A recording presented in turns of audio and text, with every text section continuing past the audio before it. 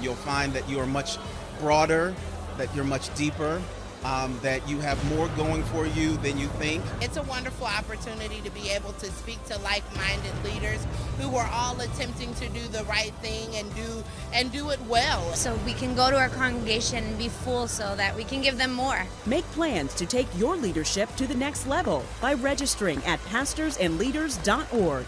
We can't wait to see what God has in store for you in 2018.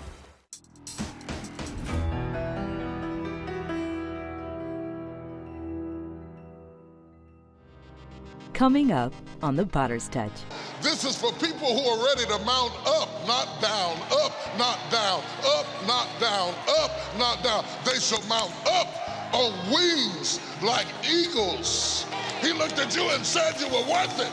So why are you sitting there saying you're not worth it when God said you are worth it? You are worth every blessing God gave you. You are worth every door God opens.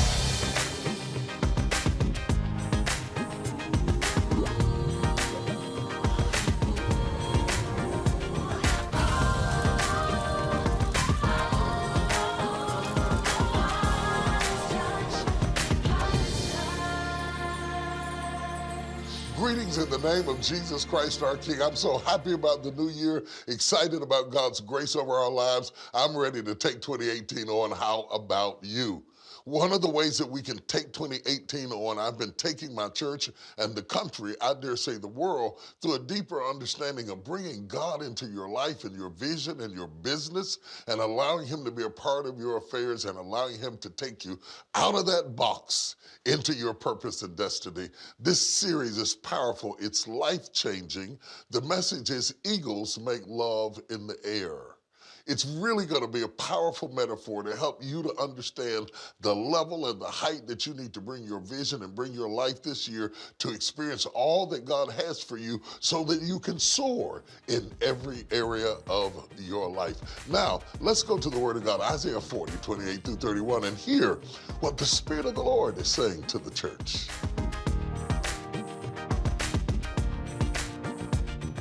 Amidst an alabaster sky, with gazing clouds suspended on nothing but air itself, eagles soar in blustering wind to heights beyond human gaze to explore the intimacy of covenant relationships. And there, with bolstering winds all around them, they go into a nosedive soar, talon to talon, connected, holding each other in the wind. And as they spiral down through the galing wind, with nothing but the sun piercing peekaboo through their wings, there in the middle of the air, eagles make love. Cardinals cannot do it.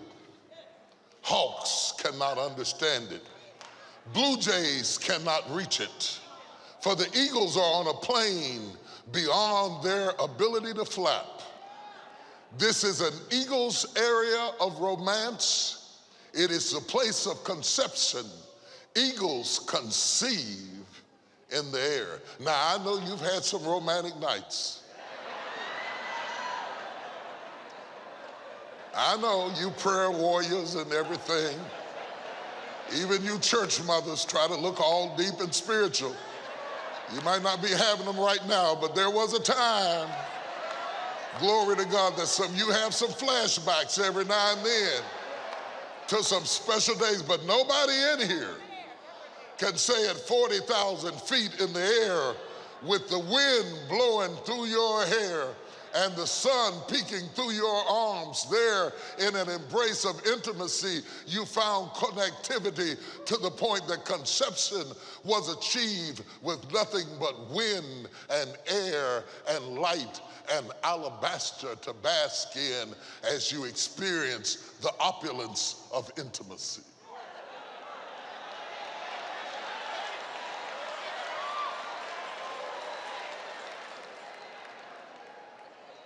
Talk like a writer, don't I? They shall mount up on wings like eagles. I'm getting ready to do a new thing in you. And I've got to strengthen you to bring you into a place that you and I can conceive. This is not about me coming down to you. I've already done that. I came down so that you could come up to meet me in the air. This rapturous moment of intimacy does not have to be delayed for eschatology. It does not have to wait to the ends of the age. This is the place where the Lord meets his own. It is the place where the bridegroom connects with the bride. What did I hear her say? As she sat in her bedchamber looking out the window, she said, "Behold, my beloved cometh to me, skipping across the mountains. His banner over me is love." I heard him piercing voice come through the lattice of the window, and he challenged me. He says, "Rise up, my beloved, and come away." Because if you are going to be my lover, eagles make love in the air. What stops us from meeting God on the turf that he's on is that we are always tied up in the systems of this world. So the first point I want to give you today is you cannot soar until you clear your head.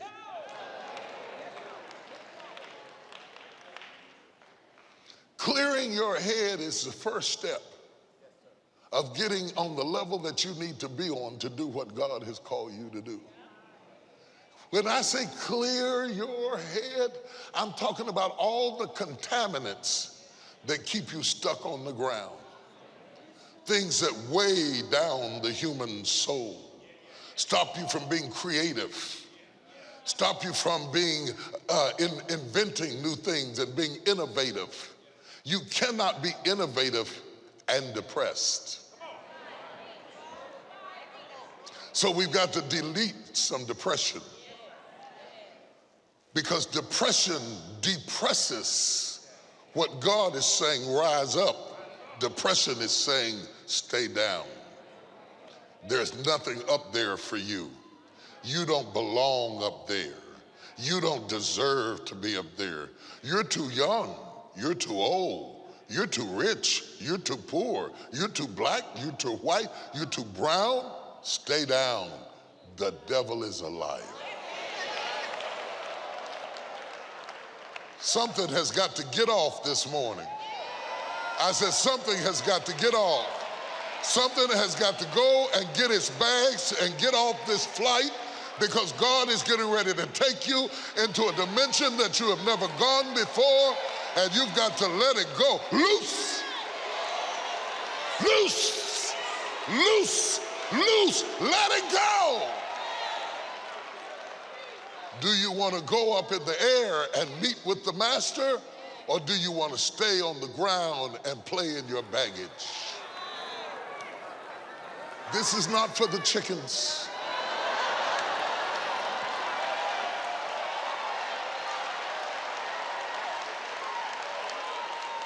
This is not for the ducks. This is not for the geese. This is for eagles. This is for eagles. This is for eagles.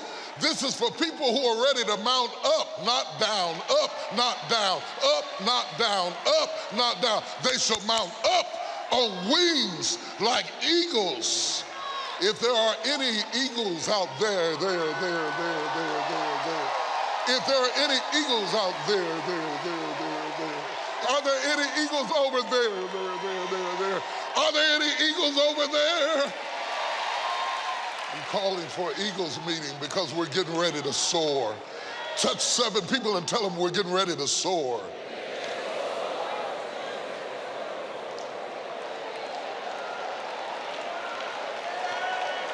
We're getting ready to soar. We're getting ready to soar. My business is getting ready to soar. My finances are getting ready to soar. My ministry is getting ready to soar. My marriage is getting ready to soar.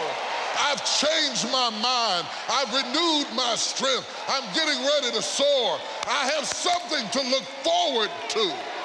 Forgetting that which is behind and reaching to that which is before. I have made up my mind these latter years will be my soaring years. If you're going to soar, number two, you need mental stimulation. You need to avoid conversations, situations, and circumstances that are a deterrent to your mental stimulation. They were flying to Tarshish. They were sailing to Tarshish. They had sailed to Tarshish many times before. They knew that the boat was strong enough to take them into Tarshish. It had before. If they were not able to go to Tarshish, it must be that they had something on board that needed to go. They searched and searched and searched till they found Jonah and said, "You have got to go so that we can continue. Find your Jonah." You'll only search for your Jonah when you believe you are supposed to finish your course. When you find yourself in a storm that doesn't make sense, find your Jonah. If you get rid of your Jonah, you'll get rid of your problem. Mental stimulation means everything that rides with me has to be going in my direction. Jonah was on the boat that was going in one direction when he was supposed to be going somewhere else. Mental stimulation means I've got to be able to have everything in sync that's going my way. You become what you talk about. You become what you talk about. You become what you talk about. You become what you talk about. You become what you talk about. You become what you talk about. You become what you talk about. You become what you talk about. If you talk about sadness, you'll end up in tears. You become what you talk about. You need to find people, magazines, books, programs that stimulate conversations that reinforce your interest. The Bible said he inhabits.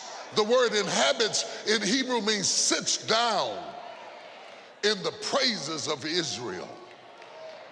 Have you ever gotten a conversation, got to talking about him, and all of a sudden you felt his presence come upon you? If you talk eagle talks, you can fly where eagles fly. You need to change your conversation. You're rehearsing the same problem over and over and over again. And why did they do it? And it's not right, and it's not fair. And the more you talk about that, the more the eagles back away. But if you start talking in heavenly language, then heaven will come down in your apartment, in your living room, in your house, on your job, because eagles make love in the air.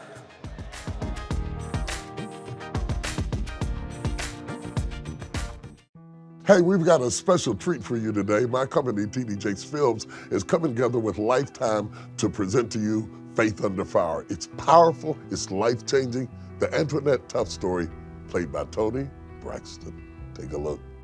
Our Father, who art in heaven, hallowed be thy name. Thy kingdom come. Thy kingdom come. Thy will be done. Thy will be done. We all have a purpose. Sometimes our purpose is just a surrender.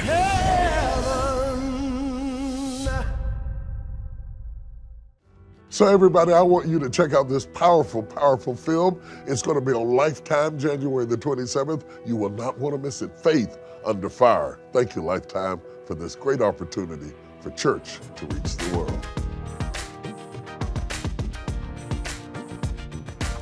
Point 3 is help. I'm married to a dreamer.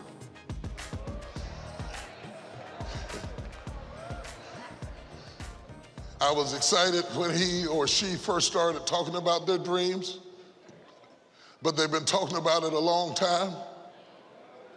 And while they talk about their dreams, I'm struggling to pay these bills. Help, I'm married to a dreamer. And I'm wondering how come these dreams are not coming together. And I want to tell you what stops dreams from coming together. In order for a dream to happen, there has to be agreement.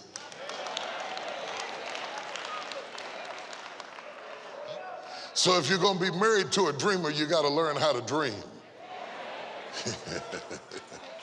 If you don't learn how to dream, you will either cut their wings and leave them bitter because they never got your support, or you will escalate to the level of the dream and help meet the gap between the dream and the fulfillment. Are there any dreamers in the house? See, what I want to do is get you to the point that you begin to understand that a dream has to engulf you. It has to engulf you. It has to get in the kids. It's got to get in the kids. It's got to get in your spouse till everybody is saying the same thing. You know what makes a football game a great football game? It's not a great quarterback. It's not a great lineman. It's not a great cheerleaders. It's not a great crowd. A football game would become boring and endless and monotonous, not because of the team or the cheerleader or the crowd. What makes the game important is the clock.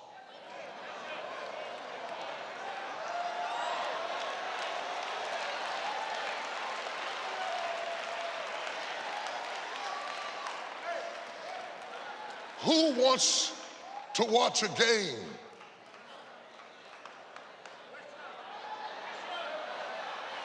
that has no clock? The reason some people are tired of riding with you is that you keep talking about something that has no clock. You need to put a clock on you. Oh, y'all don't hear who I'm talking to today. You gotta have a clock. Don't nobody want to be pregnant forever. Pregnant women are looking at the clock, watching every day, say I'm due in 2 weeks. Any pregnant woman worth her salt will tell you when the baby is coming.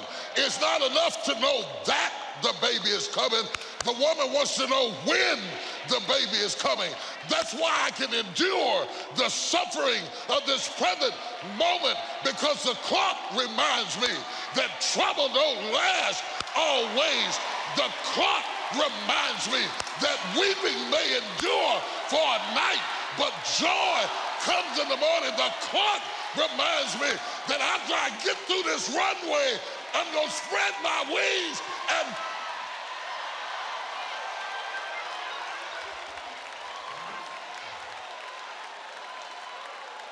touch 5 people and say, put a clock on it, put a clock on it.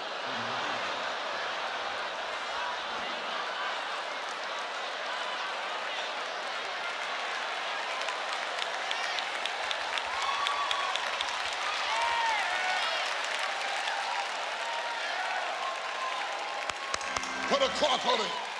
I hear God saying, put a clock on it. In the fullness of time, God sent forth his son. In the fullness of time, God sent forth his son. In the fullness of time, God sent forth the son. Put a clock on it. Nobody wants to keep believing in something that you don't have a clock on. We're tired of hearing about your dreams that have never become goals. Put a clock on it.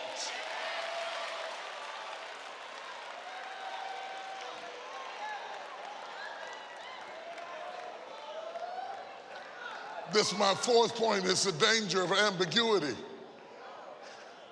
The danger of ambiguity. The danger of not being specific. The danger of setting goals that have no data. Things that you set for yourself that are ambiguous lead to frustration. You're running a restaurant and you say, we want to give better customer service this year. What does that mean? How do we know when we got there? Anytime you have a goal that is ambiguous, you will never feel successful. Instead, it would be better, our goal is to make sure that 25% of our customer satisfaction cards come back positive. Now I can quantify it. Now I can point to it. Now I have measurable results. Some of you have set goals for yourself that were so ambiguous you have never succeeded, not because you can't succeed, but you've always walked in ambiguity. I want to be a better person. What does that mean? Better at what? The danger of ambiguity. Can I go a little bit further? I'll go to my fifth point. You got to have a vested interest. You can't have an interest that's not vested. If you don't put anything into your dream won't put anything into you.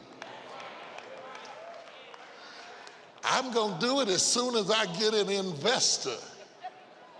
You mean you want me to invest where you have not?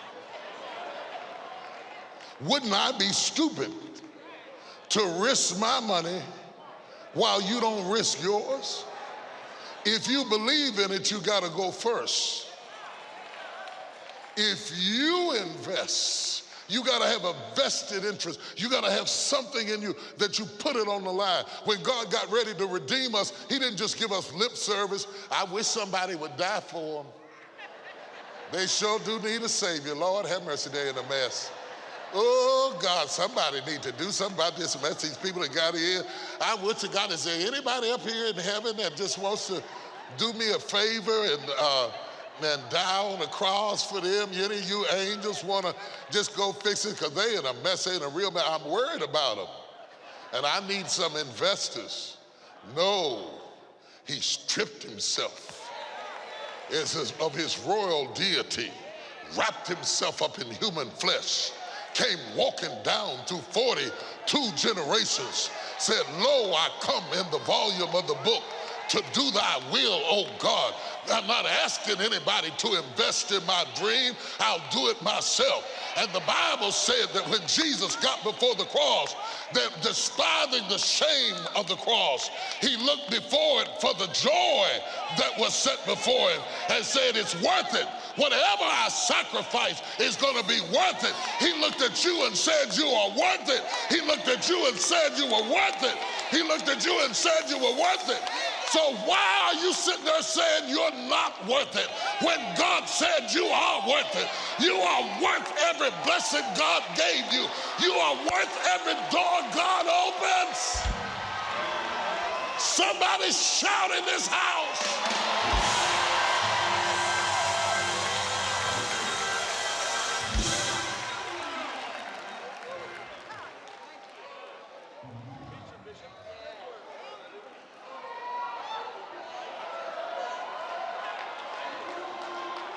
Touch three people and say, you're worth it. You're worth it. Take that position. Preach that message. Drive that car. Build that house. Open up that business. Go ahead and get married. Have them children. Live your life. Explore your future. Go after your dreams. You're worth it. How do you know I'm worth it? I know you're worth it because of what was paid for you. Look at how much he paid for you. God so loved the world that he gave his only begotten son, that whosoever believeth on him shall not perish, but have everlasting life. Why are you refunding your blessing? Why are you taking back what he bought for you? Why are you living beneath your privilege? Why are you laying on the ground when he's calling you in the air? He's calling you in the air. That's why the cancer didn't kill you. That's why the car wreck didn't destroy you. That's why the enemy couldn't kill you. The witch couldn't hex you. You got a date with God in the air.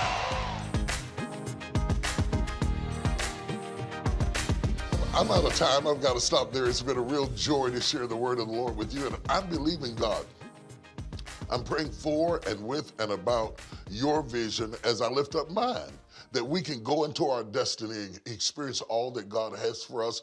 I'm really focusing this year on building up our entrepreneurs and building up our pastors and leaders and causing them to really stand tall. I didn't really just write the book Soar to write a book. I want to start a movement. I want to start a revolution. I want to get us talking about how we can fulfill God's purpose and fulfill God's vision and have the finances and the wherewithal to do all that God has called us to do. Because if God's going to do it in the earth, He's going to do it through you. Let me invite you to join me at our Pastors and Leadership Conference this year. Pastors, leaders, entrepreneurs, business people, I've got a spot for you. If you're a person of faith and you feel out of place, you don't quite fit anywhere, you've got a vision that really matches with the secular, but then you're sacred. And then when you get with the spiritual people, you understand their spirituality, but they're too slow and lackadaisical. Come on, there's a new generation of people rising up in the earth who are ready to do exploits in the name of the Lord, and they're all going to meet me April 17th through the 21st at our International Pastors and Leadership Conference. Join me there. For more information, check your screen, and I'll see you in Dallas. Is God telling you it's time to leave the nest and soar? There is something in you that God is hatching by the circumstances around you.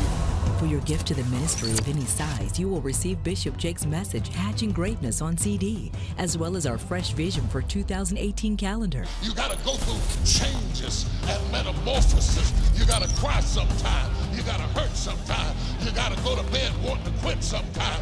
This is not your final dimension. And when your gift is $75 or more, you will receive the life-altering 4-CD series Soar, Bishop Jake's book Soar, and Fresh Vision for 2018 calendar. This is for people who are ready to mount up, not down, up, not down, up, not down. You've been on the ground long enough. It's time to get up in the air. Clear the runway. I'm getting ready to soar. God's adventure awaits you. Take that leap of faith and soar today. It will bring you to another level in your church, in your ministry. You have gone as far as you can go on what you're in right now. Something has got to shift. It was life-changing. I came there looking for something from God, and I found it. When you got two different visions, you have division. All disappointment is controlled by expectation. What I have learned in here, I can take back and incorporate it in my church. God is going to bring something out of the silence of your life that's going to break every yoke, every chain, and every fetter. Touch your neighbor and say, get ready for a shift. This is a place where leaders get reloaded, rejuvenated, refocused. You need to be here. It's so inspirational. Make plans to take your leadership to the next level by registering at pastorsandleaders.org. We can't wait to see what God has in store for you in 2018. Feel free to reach out to us on social media and share your story of how God is impacting your life. We look forward to seeing you next time on The Potter's Touch.